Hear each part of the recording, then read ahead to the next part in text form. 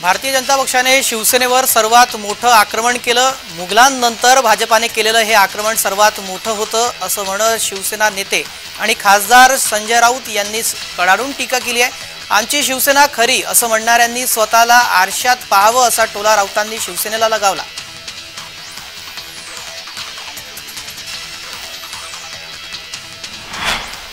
रवींद्र वायकर यांच्यावरही राऊत यांनी टीकास्त्र सोडलं। वायकर हे आधी शिवसेनेमध्ये होते, 3-4 वेळा बीएमसी मध्ये स्टँडिंग कमिटी चेअरमॅन होते, मंत्रीही झाले। उद्धव ठाकरेंचे ते निकटवर्ती होते, पण तेच वायकर हे ईडी आणि सीबीआयला घाबरून पळाले। पण आम्ही घाबरलेलो नाही, जेल तुरुंग कारवाई आम्ही कशालाच घाबरलो नाही, शिवसेनेतच थांबलो। वायकर निवडणूक हरले म्हणून त्यांनी विजय चोरला अशा शब्दामध्ये राऊत यांनी वायकर यांच्यावर हल्लाबोल केलेला आहे। ते आम्हाला काय शिकवणार असा सवालही त्यांनी उपस्थित केला। वायकर हे काही लोकसभेमध्ये जाणार नाहीत, तो सगळा बोगस कारभार आहे असंही राऊतांनी म्हटलं।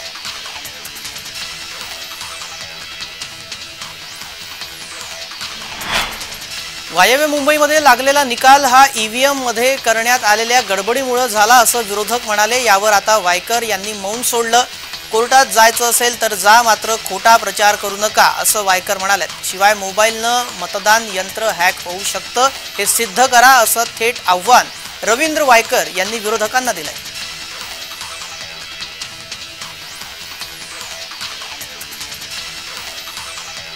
शिवसेनेचे वायव्य मुंबईचे नवनिर्वाचित खासदार रवींद्र वायकर यांनी मंगळवारी राज ठाकरे यांची त्यांच्या निवासस्थानी जात भेट घेतली। भेट घेतल्यानंतर वायकरांनी आपली प्रतिक्रिया दिली।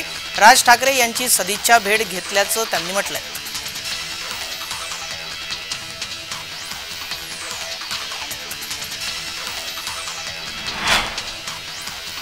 आदित्य ठाकरे यांनी वायकरांवर केलेल्या आरोपांनंतर वायकर आदित्य ठाकरे यांच्यावर चांगले संतापले आणि त्यांनी प्रत्युत्तर दिलेलं आहे। आपल्याला मतपत्रिकेनं वाचवलं असं त्यांनी सांगितलं।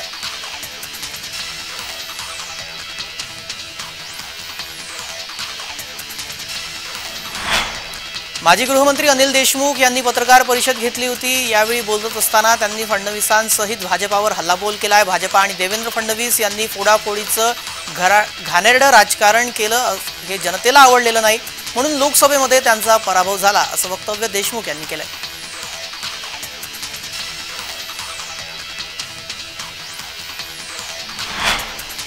अकोल्यातील वाडेगावामध्ये केलेल्या भाषणामध्ये नाना पटोले यांनी केंद्र आणि राज्य सरकारवर जोरदार टीका केली आहे। यावेळी सरकारवर टीका करताना नाना पटोलेंची जीभ घसरली।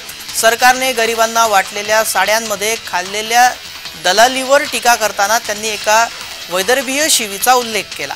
त्यानंतर त्यांनी आपल्या वक्तव्यावरून सारवासारव करण्याचाही प्रयत्न केला।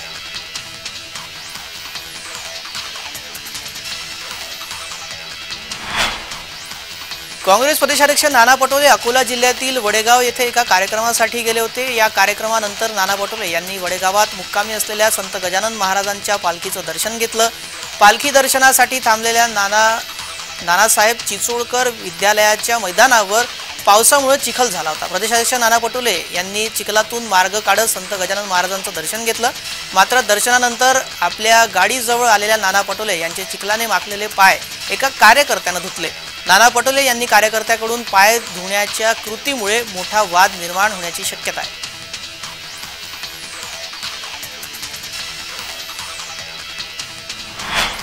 बुलढाण्यामध्ये नाना पटोले यांनी कार्यकर्त्याकडून पाय धुवून घेतले आणि या संदर्भात आता वादाच्या भोवरात ते सापडले आहेत। अमोल मिटकरी यांनी त्यांच्यावर हल्लाबोल केलाय। पटोले कार्यकर्त्यांना नोकर समजतात का असा सवाल अमोल मिटकरी यांनी पटोलेंना केला।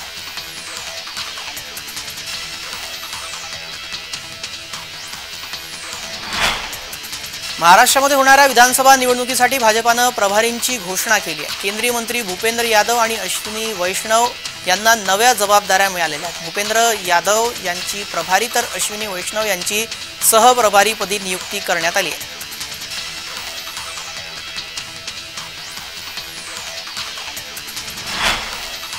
भाजपाच्या वरिष्ठ नेत्यांनी महायुतीमध्ये तिसऱ्या पक्षाची गरज नसल्याची मागणी केली। लोकसभा निवडणुकीमध्ये अजित पवारांच्या राष्ट्रवादीमुळे महायुतीला फटका बसला। लोकसभा निवडणुकीमध्ये अजित पवारांचे आमदार जिथे आहेत तिथे देखील भाजपा आणि शिवसेनेच्या उमेदवाराला बळ मिळालेलं नाही असं त्यांचं म्हणणं आहे। माढा, सोलापूर, दिंडोरी आणि मावळ या मतदारसंघात अजित पवारांच्या आमदारांनी काम केलं नाही असाही भाजपाकडून आरोप केला जातो।